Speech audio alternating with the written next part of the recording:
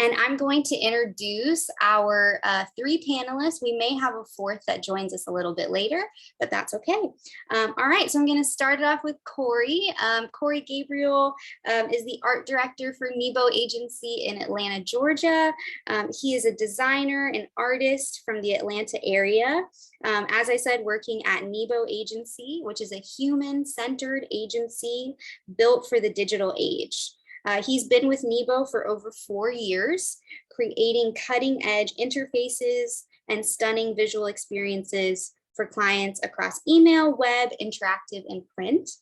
He earned his Bachelor's of Fine Arts in Graphic Design from the University of Georgia in 2013. Welcome, Kory. Next up is Barry Pearl. Barry is the Senior Vice President of Group Strategic Planning Director at FCB Cure, which is in New York City.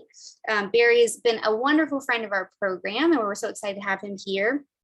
As the Senior Vice President of Group Strategic Planning Director, he's responsible for generating exciting brand strategies and uncovering business opportunities for health and pharmaceutical companies.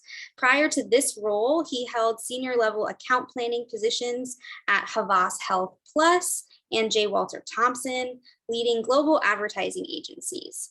He holds a BBA in marketing from Hofstra University and an MBA in marketing from Baruch, I hope I'm saying that right, Baruch College in the City University of New York. In his spare time, Barry enjoys traveling with his family, exercising, reading, listening to jazz, and playing clarinet. Welcome, Barry. Everybody. All right, and last but certainly not least, Josh German. Born and raised in Columbia, South Carolina, Josh is a 2020 graduate of the University of South Carolina with a degree in the School of Journalism and Mass Communications. He is currently a communications strategist at San Francisco-based agency Goodby, Silverstein and Partners, where he works on brands such as BMW, HP, Instacart, and Xfinity. In his free time, he enjoys listening to and recording podcasts, watching classic movies or TV shows, and keeping up with the latest news in financial markets. Welcome, Josh. All right, well, thank you again, all of you, for being here. I want to start off, for those students who may be on the call like me, who don't know a whole lot about advertising or kind of new to this, can you tell us kind of what your job typically entails and what a normal day in your job looks like? And we'll start with Barry. Hi, everybody, and thank you for coming. One of the things about advertising is, not to be evasive, is there really isn't a typical day. You may have a things to do list in the beginning, and you may not get to at least half of them as you get pleasantly surprised along the way. But in terms of general, my role is one where I'm looking at helping develop the strategic foundation for the creative that's going to be developed, as well as looking strategically at our clients' brands and pointing out opportunities for them to pursue. Great, let's go to Kory next. Yeah, so I tend to agree with Barry a little bit. The days are not always the same. But I would say that for my role as an art director at an agency, what I really get into on the daily is kind of overseeing the creative building itself and partaking in building that creative too.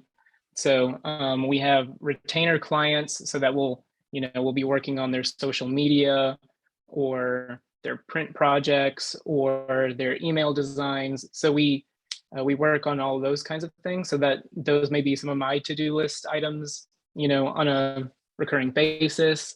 But we also work on interactive projects, like was mentioned in my bio. That includes things like websites that could include other, interactive screens, such as like kiosks. But a majority of what we do is web design. So those bigger projects will involve a lot more conversations and a lot more communication internally between all the different team leads. So we'll be working with like Intel and strategy to determine what the opportunities are. We'll work with the UX team to determine the best user flows and what is necessary to include on web pages. what interactions that we need, and then we'll work with our engineering team in our agency to determine how these things will be getting built, what what data is being passed through, what measures we need to take to make that all happen. And so that's kind of a lot of what we do on the day-to-day. It really depends on, whether you're getting one of those projects today or one of those big projects next week. So yeah, that's pretty much it. I kind of rambled a little bit, but yeah, there's a lot that happens in the agency world. Yeah, and I'll also agree with Barry and Kory. First, thank you guys for having me. Appreciate you, Shirisha. So my job definitely ebbs and flows.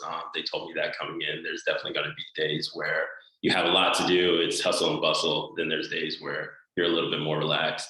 So that is definitely true. For the day-to-day, I'll say there's never really too many consecutive days where it's the same thing. But very broadly, I'd say it's a lot of meetings and talking with creatives or different teams, accounts, to figure out where you're at in a project. A lot of talking internally with your own strategy teams. I work as a comm strategist, so spend a lot of time talking in our department with other strategists, looking up some stats about platforms and all the latest ad tech out there. It's good to stay on up to date with that. So that's something that's just continuous, but I'd say overall, a lot of conversing with the people that you work with. Great. I thought all of you had really, really great answers, and I think very different perspectives, but also I think you guys would work together on a team or in different teams. So that's super interesting. So if we can rewind a little bit, how did you get to where you are now? Did you always think you wanted to work in advertising, and how did you sort of maybe stumble along and find your way here? And we can start with Barry. You're muted, Barry. Sorry, that only took 5 minutes into the call to have that happen. When I graduated college, I was committed to never work in an ad agency my entire career. There were a couple of things that actually made me feel I did not want to work in there. One is the up and down nature of the agency business, which means that you lose a big account, you could very well find yourself on the street. And that was not something that I thought it was something I was going to be interested in.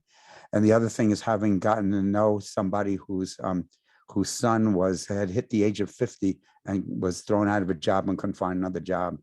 And knowing that you can very well age out of the industry were two things that really concerned me and took my career into the path of going into marketing research. I ended up, it was funny because I was doing a lot of brand strategy, business strategy work when I was on the client side, and an opportunity presented itself for account planning by somebody that I knew at J. Walter Thompson.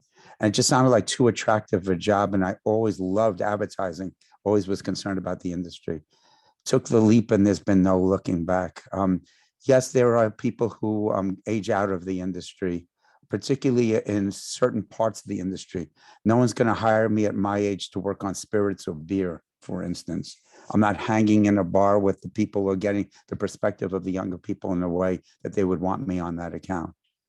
But in health pharmaceuticals, where a lived life is one that is valued, that's one where my age can work in my favor. And so it's really finding the niche as you move throughout your life to find what might be right is one of the ways of surviving in the advertising agency business for that. As far as the ups and downs and the losing the jobs, yeah, you do have to develop a stomach for that. But if you make your connections and you develop a good reputation, should that unfortunate thing happen where the agency loses 30% of its revenue in a matter of a month or two, then you just call on your connections, and you're generally able to, in this industry and thankfully in these times, be able to be picked up somewhere else. So I wouldn't let that deter you from going into the field, but recognize and don't take it personally. It does happen quite commonly.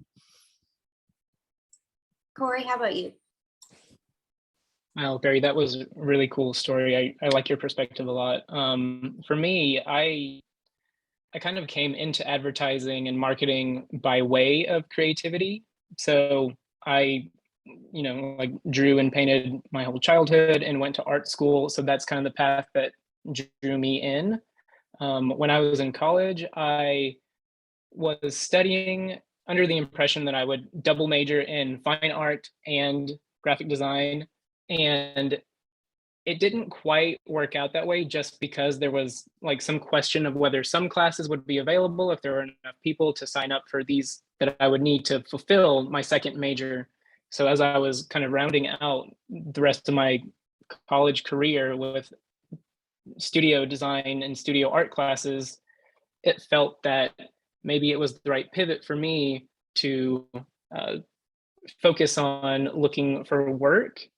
And in doing so, I found graphic design. So I kind of pivoted in that direction because it is this cross between creativity and commerce, which I thought was really interesting. And what I like about what I do in the marketing and in the advertising industry is that I'm helping to create solutions to other people's problems. And so I find it to be a very great relationship where I'm not necessarily creating my own problems. I'm helping other people get their message out that they want to share, or refining their user experience on their site, or just refreshing their brand to make them feel current and future forward. So those kinds of things are the things that really make me kind of excited about what I do.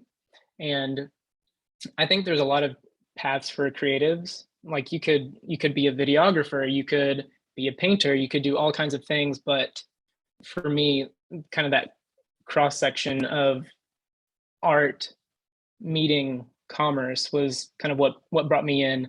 And I had worked at previous agencies in Atlanta, one previous agency in Atlanta, and then I moved out to the West Coast to give it a go. I grew up in the greater Atlanta area my whole life, so I was like, well, let's put this on pause. Let's see what I can find out there. And I worked in-house, which is kind of a different environment for working in the marketing field. I was still working in marketing. It was for a phone company with a philanthropic kind of twist. So they would take people's bills for their cell phone and donate a portion of that to nonprofits every month. And they had an activism arm as well. So I really, as I was working in my career from agency to in-house, I was trying to find, something that would align with my values. And that's kind of what brought me back to Nebo. When I came back from California, I really liked their approach of human-centered marketing. So they're really here not just to be an agency that works to make numbers and to, make a lot of money. They're here to help solve people's problems in an authentic way and be there for people where they're at. And they just so happen to be really good at doing that in the digital space.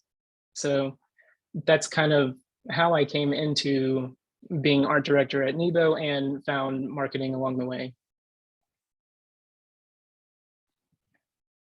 That's awesome, Kory. I really like the part where you were saying about the mini paths. That's something that I've definitely realized over my short time in the industry, that there are so many people that have these different backgrounds to where they are now, but they end up in advertising or PR or anything similar.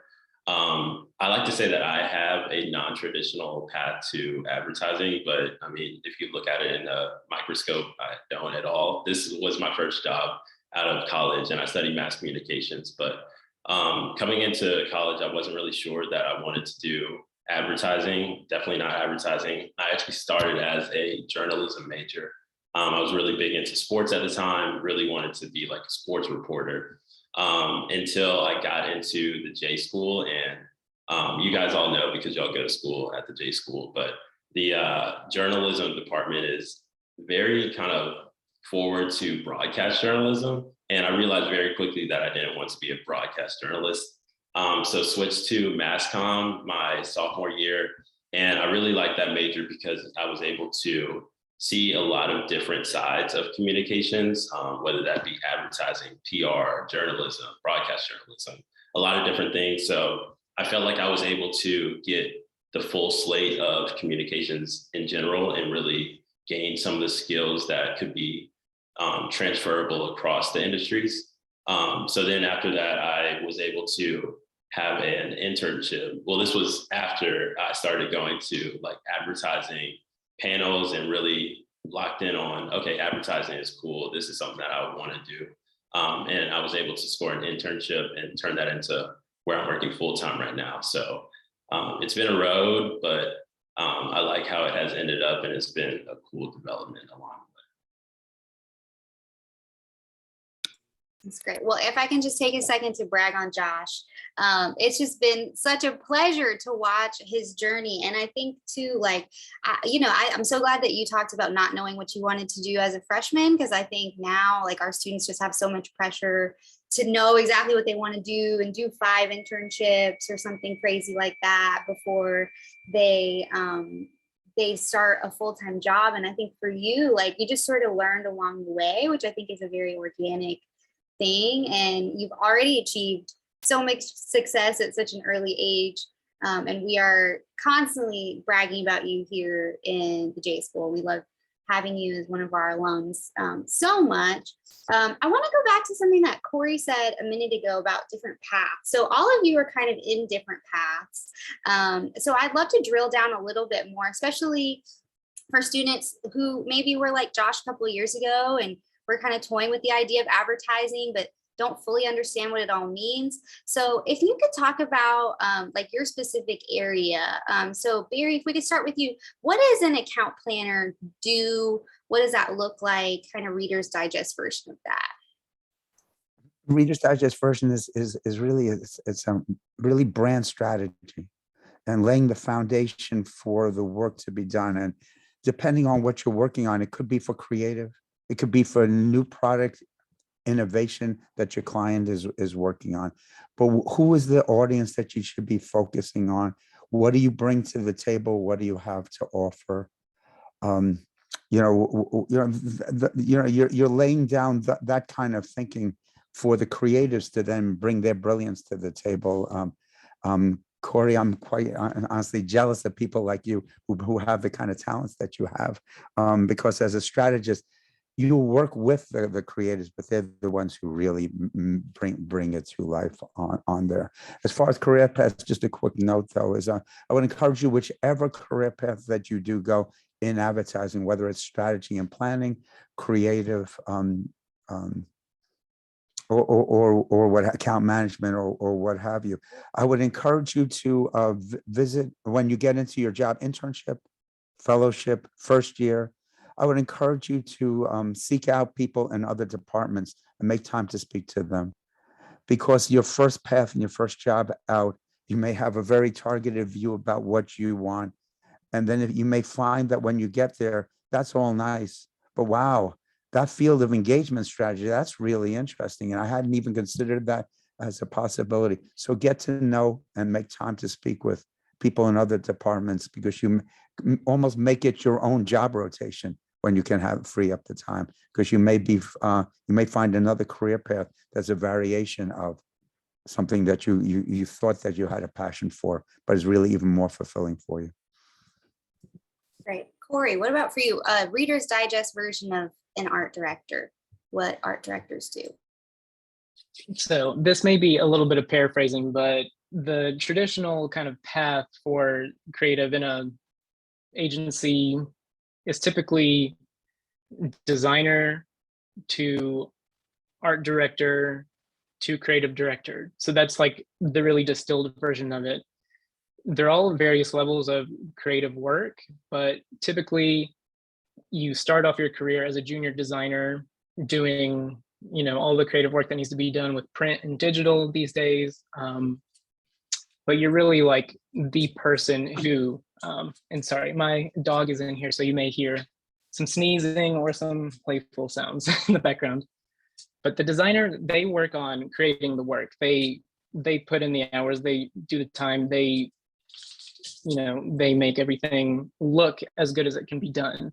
The art director's role is more kind of overseeing to make sure that it's aligning with larger strategic goals, and also to make sure that it's the highest quality work possible. So I'm not necessarily a manager, but I do work with some other designers to make sure that the work that we do on our retainer clients and our one-off projects that, you know, we're doing the best work that we can do, and that it's meeting the brand standards and all those little details that I know that the client like cares about, all those things that I have locked in my head from my years of experience with the client. I use that to help push the design forward, even if I'm not necessarily creating the design myself. And then kind of above that is creative director, who's kind of like the company level oversight of the entire agency. And I would say that with kind of like the new age of companies and startups and stuff, design is starting to take a bigger seat at the table for a lot of companies. There's variations of these types of work, such as product designer or visual designer or even design director. So design is becoming a very big chunk of having like a seat at the table, even at the highest levels of companies and not even just agencies. So that's also kind of something to look into if you're passionate about creative work. Josh, how about you? Why strategy? Yeah, Kory, that was a really great description of all the different departments and stuff. And with me being kind of new to the industry, it took me a while to even figure out what the different departments did. It took me a while to figure out what my job did. And we joke at my agency about how like comm strategists do so much that we don't even know what's really in our job description. So it took me a while to figure it out, but from a very broad perspective, I work in strategy, specifically comm strategy. So it's broken out into two different departments: brand strategy and comm strategy. Brand strategists, they mostly talk about, well, they think about what you're going to say to the audience. Comm strategists talk about and think about where we're going to say it at. So we do a lot of different stuff with platforms like social media platforms where we can show up, if it's going to be Instagram, Pinterest, TikTok, where we're going to show up like a Roku or a Peacock, anything like that. So it's a lot of different things. It's a lot of working with creatives and kind of reining in their ideas and leading them to the strategy that we've kind of identified as what we're trying to hit. So it's a lot of different things, but that's basically the gist. Wonderful. And I want to welcome our fourth panelist, Russ Gottwald. Russ is on the faculty here in the advertising sequence. Welcome, Russ. Thank you very much. Sorry about I'm a few minutes late. No problem. Well, Russ, we actually, that was a perfect segue. So you have a background in copywriting. Is that right, Russ? And brand? Copywriting and strategy. Strategy. Okay. Gotcha. Yeah, I'm like an agency platypus. And it's a strange thing because the planner thinks he can write is like, you know, that's a 40-year-old joke at this point in creative departments. So it's really, really flattering when you get drafted to do it instead of being the one who has to insist that you really know what you're doing. I actually, I got my start in the business about 11 years ago. I changed careers and went to VC Brand Center in the brand management track, actually, which was the one that they created because they wanted better clients. A complaint that I have lived and come to understand very well in the time since. But while I was there, I was exposed to the industry for the first time. I didn't really know a ton about it from a firsthand basis. Got into strategy on the agency side, and my second agency, not long after I started, the creative department figured out two things about me. One, I could pitch creative pretty well for somebody who hadn't necessarily worked on it. And the other one was that I was fun to concept with, apparently. So I kept getting drafted into concepting meetings, and then that turned into, hey, we've got a radio script, we need somebody to write it, take a whack at it. So without any formal training, I just kept getting asked to do stuff. So I said, okay, sure, thank you very much. I'm flattered that you would ask. And the next thing you know, I've got a campaign that my concept won with one of the clients, and there I am sitting by the director doing production. So it was an unusual path then, but copywriting is an absolute blast to do, I think, because what I find that's really interesting with it is you take something that in essence a soulless corporate blob, and you turn it into a living, breathing individual with a real voice. And that is a whole lot of fun for me.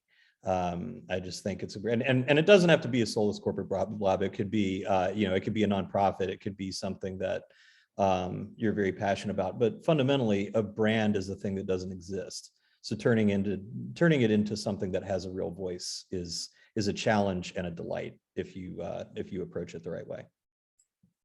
That was great. I think you answered the question without even knowing what the question was. So great job there. That's that planner background in the back of my head. That's that sort of zen and psychicness that you can get from time to time. That's great. That's great. So I'm going to try to drill down and ask each of you a few different questions for a second here. So Kory, a question I get from a lot of our ad majors as well as visual communications. So for those of you who may not be aware, visual communications is a pretty popular growing major that we have where students learn graphic design, photography, and videography. So I get a lot of students who tell me they want to be creative directors and want to be creatives. And their question to me is usually, well, where do I start and how do I get started? So what advice would you give to maybe a sophomore who is in college and kind of starting new with maybe learning InDesign and Photoshop that wants to pursue this field as a creative? Ooh, that is a great question. As a student, when I was at UGA, there was kind of an established path that you had to take. So I don't know how flexible some of the classes are at this school, but if there's any classes that you could take that kind of have that creative edge, some people that I knew that were not in the art school, they kind of got their first exposure to it with like a kind of like, I forget what the class was called, but it was like a intro to art essentially. And it was, I think, a little bit of a mix of art history, and it was a mix of like actual art projects that you would do, but it wasn't in the art school. It was kind of just like an introduction. So if there's anything like that to kind of get familiar with, that would be great. There's a ton of kind of like design programs these days that you could play with just to see if you like to make it, or, if you have friends that, need a poster made and, that you just want to try it out and see if you like doing that. I think that is a great thing to try out. Some of the like Adobe programs like InDesign or Photoshop, most of those things, they have like decent subscription rates now. So you can get one program for maybe $10 a month, or maybe you could try out a free program, and it's like the freemium thing, like Figma, I think, is like another screen design program that a lot of people use in the industry. There's various ways to kind of get involved with that and go on YouTube and just learn some lessons and get on Skillshare if you have access to that. And a lot of these programs too have student discounts as well. So just kind of like get in there and try it out. And watching things as well is like a perfect way to find what's out there. There's all kinds of things, like I think a Netflix series called Abstract that talks about all different kinds of design when it comes to like logos or fashion, branding. So I think those are some of the first steps that I would kind of pursue as a young budding creative in the ad agency world. Great. Thank you so much for that. Next question for Barry, as someone who has had just so much experience in this industry, working at extremely prestigious agencies, you have a team of people who work for you. What do you look for in a great entry-level hire? Yeah, I love the question, and I love Kory's answer too, because Kory spoke to making sure that you have a really strong foundational skill set, and that's absolutely core to it. Two things, two qualities that I really look for in hiring an account planner or a strategist. One is curiosity, and the other is passion. They do go hand in hand. There was a great professional football coach in the 1960s, Vince Lombardi, who was quoted as saying, "If you're not fired with passion, you'll be fired with passion." Now that goes both for the individual as well as the agency itself. If a client thinks that the agency is just kind of putting the billings in, but not necessarily really passionate about it, they'll find another agency. Same thing goes for the individual. It's a field where you it's a bit of a "what have you done for me lately" field. And if you think you're going to rest on your laurels of the wonderful ads that you put forth and sitting in your portfolio that the client was pleased with a year and a half ago, that's nice. But again, you got to keep that fire up. So there's definitely the passion that I'm looking for. Curiosity, though, too, as a planner, you're very much looking for going beyond the assignment, staying on top of in terms of culture, in terms of the category and the competitive set, in terms of what's in the pipeline for the brand and where they might go with it, appreciating their history and where they've come from before they are. All those kind of things are things I'm looking for. In the era with the internet available, which is something that wasn't available to me when I graduated, there is absolutely no excuse to not do your homework and show up passionate for that initial meeting, whether it's an informational interview or a true interview for an opening. Do your legwork, find out about the agency, the industry, know about the position so that that you really know what an account planner is supposed to do. Even research me, so that you'll be able to make some small talk or find a hobby that you might link up with, or an experience that somebody shares with me, or whatever it is. Absolutely no excuse to be outworked when it comes to looking for a job. Excellent advice. All right, Josh, I'm going to kick it over to you. I can't believe it's already been 2 years, but you've been working for 2 years now. How has it been going for our students who are graduating, especially this May or December? What are your key takeaways and maybe some advice? That's a good question. It seems unreal sometimes that it's already been 2 years. Like I look back and I'm like, man, I remember being in those seats in the CIC auditorium. It's been good. It's been a process for sure, a journey. I feel like I've learned a lot over the last 2 years. Of course, coming into it, you're like, okay, I just graduated college. Like I know a lot of stuff. It is a little humbling coming into a brand new field that you don't have any experience in, that you're working with such smart people that have been doing this a long time, work on some big brands. So that part is humbling. And I think it can definitely lead to some imposter syndrome, especially when you're just learning day in, day out, like how to do this, how to become a professional strategist. But over time, you just realize that you're learning every single day and your skills are sharpening and sharpening. And then you look back and you're like, oh, well, the strategist I was a year ago is nowhere near the person that I am today. So it does help to just kind of stay on the same path of slowly but surely I get better at this. One thing that I've definitely learned over the last 2 years is that you really have to trust your own perspective. Even though there are people that have been doing this for 20 odd years, like Barry, there's no one in the world that has like the same perspective as you. So it's good to come to the table with your own perspective and stand strong in how you feel and think about things. And just learning that over the course of the last 2 years has definitely helped with confidence and being able to articulate what you think about a brand or where a brand should go. So it's been a journey, but that's one of the major lessons that I've learned. And also, I think doing your first job remotely makes that a little harder, probably. I mean, for those of us who had the luxury of starting our first jobs in person and then shifting remotely, I think that's probably an easier transition. So extra special kudos to you for that, because you don't really have that social element, observational element as much remotely. Russ, you're like me, you interact with students all day, every day. What do you think is like the most common piece of advice you give, or the most common area where you could see students improve? I think for me, it is getting away from that kind of mindset that's the traditional education mindset, that when you get asked a question, what people are asking for is the sort of book report type answer. Particularly when you get into creative work, that you have to really move away from that. But even when it comes to strategy, I find myself asking, so what, a whole lot in classes.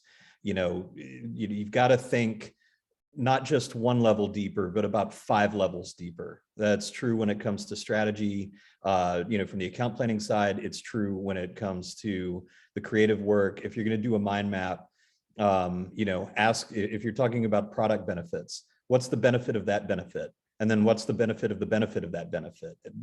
Keep digging, always keep digging. That's probably the thing that I suggest students do most often. That's great. All right, this is gonna be my last question. It'll be to all of you, and then we'll open up for Q&A.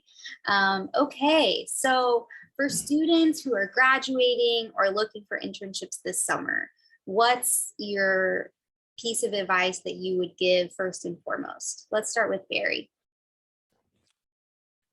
I really enjoyed being on the panel. Thank you very much for inviting me.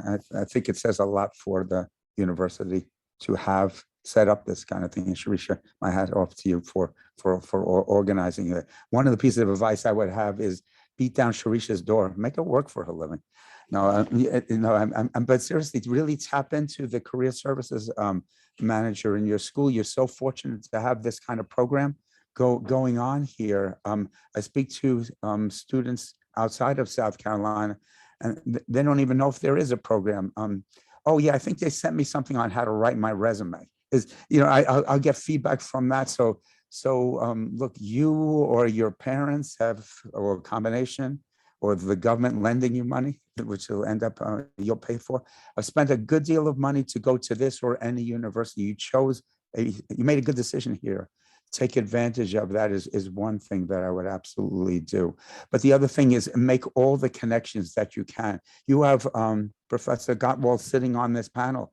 I hope every one of you has gotten to know him already. He's a practitioner and professor. So there's a connection for you right there. And when you connect with him, he has a web of connections. So building up, I remember when I spoke with Josh before he graduated, he had already had a ton of connections and he knew some of the people that I knew. So kudos to you, and not surprised at all that you've landed a terrific job and that you're doing great in it. But keep on building up your network of people. The other thing I would tout is, from what I've seen from the program, you get to do a lot of exercises, a lot of work that is very much aligned with the work that you'll do in your field. Treat those and put those on your resume as if it was actually a project that you did for your work. One of the things that's it makes it easier for me to hire you is like, oh, you understand the whole process from soup to nuts of developing a brand strategy and working with the creatives to see it through. Well, you've done projects like that. So tout that, and it's a great starting point and a discussion point, but it also makes me feel more comfortable that day one, you're going to get what's needed, and that I will not have to do all the lifting and bringing you along. Wonderful. Let's go to Kory next. Yeah, so I would say I kind of have 2 points. Number one, don't give up.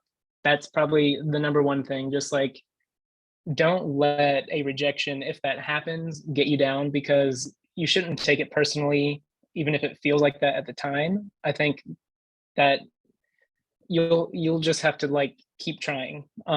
Secondly, I think in terms of creative, I would say have a good portfolio that shows kind of the work that you actually want to do.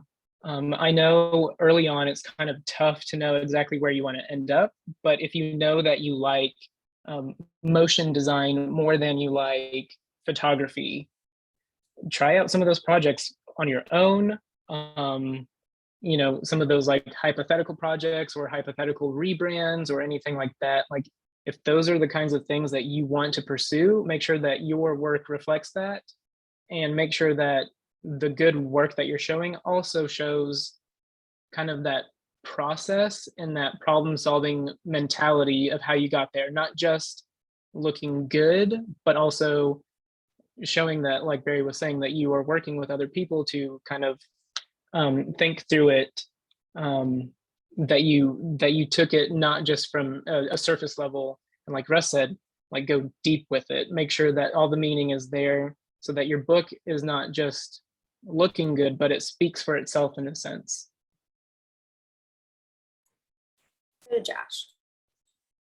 So I'm going to take the easy way out and double down on everything both of these guys just said, but mainly Barry, of course, where he was saying how the connections that you're able to make are such a big thing. Connections are huge. Even at the stage that you're at right now in college, doubling down again, you guys should definitely take advantage of Shirisha. You're very, very blessed to have someone that works so hard to look up opportunities and just be there as a resource for you guys. Even just the small things like the workshops that they put on at the school, like those are definitely helpful. But just like connecting with people that have your best interests at heart, really just want to see you win, that really does help along the way, because you never know who they'll connect you with. And then an original one, I would also say just show yourself a little bit more and show who you are, like personalize your resume. If you go into interviews, like really just show who you are as a person, what you're interested in, what you're passionate about. And even if it doesn't have anything to do with the job, like find a way to incorporate that into the job that you'll be doing. Whenever I had my interview with actually my department leader, she brought up how I included that I worked at Which like my junior year at USC. She was like, man, I just really liked how you described how y'all would handle the sandwiches and handle the big rush, because I used to work at a sandwich shop whenever I was in high school. So we sat there and talked about sandwiches for like 10 minutes. And it was a really good moment just to be able to have that one-on-one with the person behind the desk, not just the employer. So that can really help you guys for breaking down those barriers and make it easy to communicate.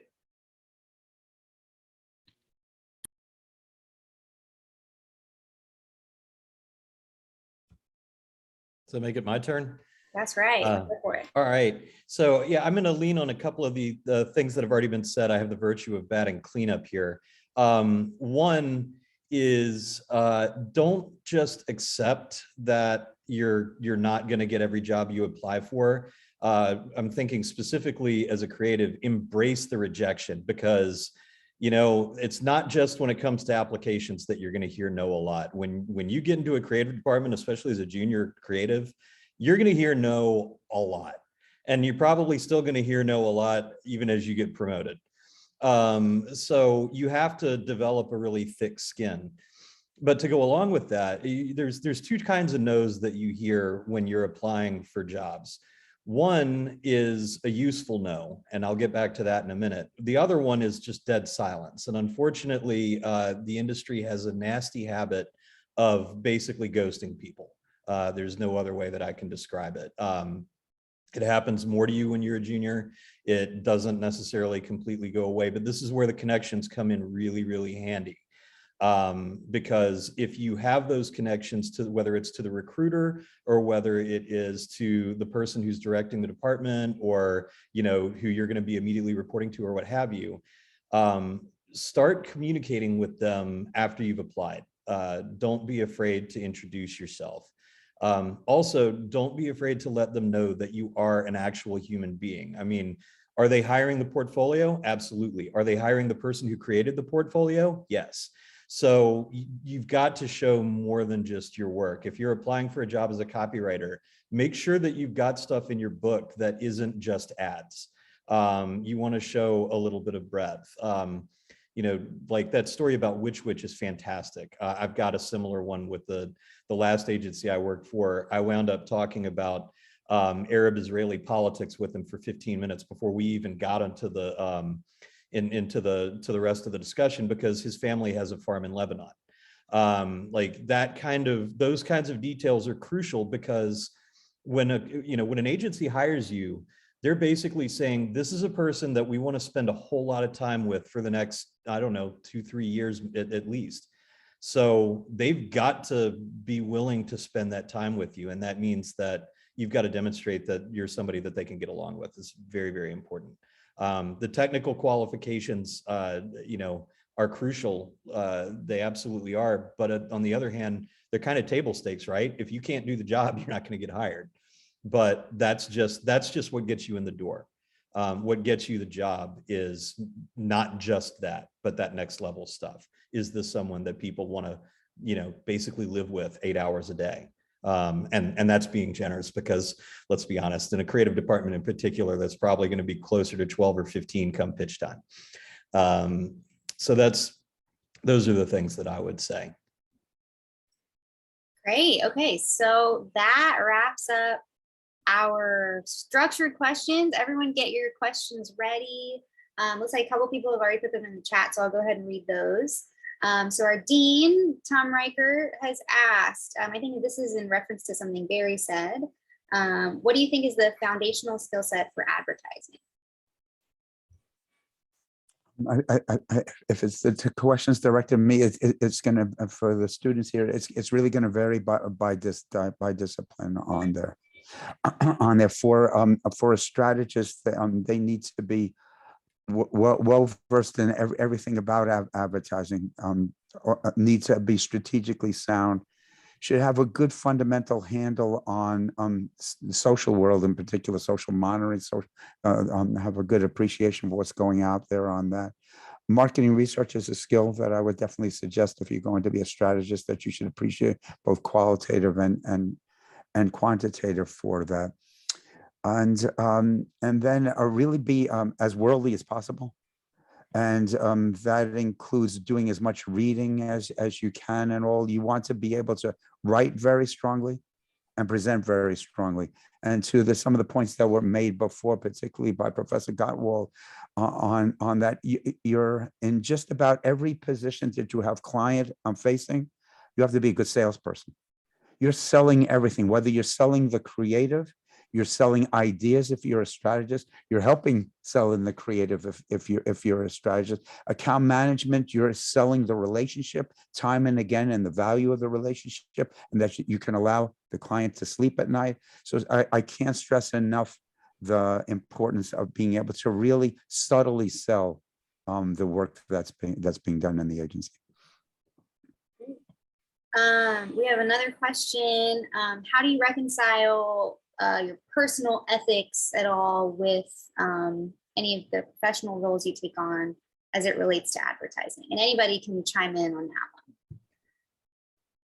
that one. For me, I think that it comes to two things. One, if you're doing a good job as an advertiser, and I think this is true both as a strategist and as a creative, you're emphasizing things that make the product relevant to the person that you're talking to. You know, we are, and I say this with sadness in some occasions, you know, we're not actually the hidden persuaders that I think we get made out to be sometimes. We're really good at what we do, and we're good at being persuasive. But, you know, you can't engage in mind control.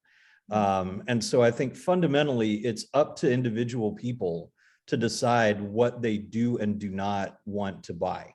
And I could do a great job of saying, this is why this product is relevant to you and why you might be interested in it. But at the end of the day, it's up to the individual to decide, you know, does that make any sense to me? And they only you can decide what your values are and whether you want to buy something or not. Mm-hmm. I really like that response, and if I may take it a bit of a build in a different direction also on that, is I actually think that advertising is somewhat noble a profession to be in. It's when you look at respect in the field, people are excited when they hear you work in advertising, but as far as respect, we and lawyers go back and forth on the 45th, 46th most respectable list, and I actually feel quite differently. I think it's as a result of advertising, innovation, improvements, and greater meeting of people's needs, particularly more selected segments of people's needs occur. The idea that build a better mousetrap and they'll build a path to your door, that in this day and age, that oftentimes does not happen unless unless there's advertising that's really to the point being made, promoting it in a way that is really meaningful to the segment of the audience. And it's fingers get pointed at me a lot because I work in pharmaceuticals. I was like, oh, you're pushing pills type of thing. I don't feel that way for the vast majority of things that are ever in the shop that I'm in. I'll give you for instance on where I think it's been greatly helpful, and that is the selling and marketing of statins. Now, more than 50% of people over the age of 50 in America are on statins, and the rate of heart attacks has dropped significantly. And the rate of deaths from heart attacks after the first heart attack has also dropped significantly. You have people going in there advocating for that kind of treatment, and doctors are aware now that there's greater utility than just a level that's way up in the sky for that. So that's just one example of a need that was filled in the pharmaceutical advertising category. So I am a big fan of and proponent of what we do for a living. All right, anyone else want to throw in one last question before we leave? Any brave souls out there want to ask a question?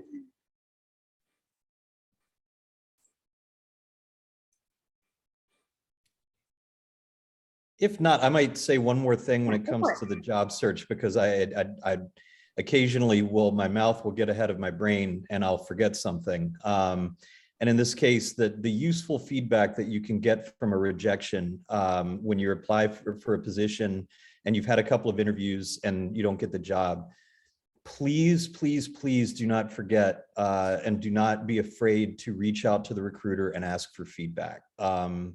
You'd be astonished at how many people are willing to give feedback and happy to give feedback because you know, they want to see you succeed, even if it's not necessarily at their shop.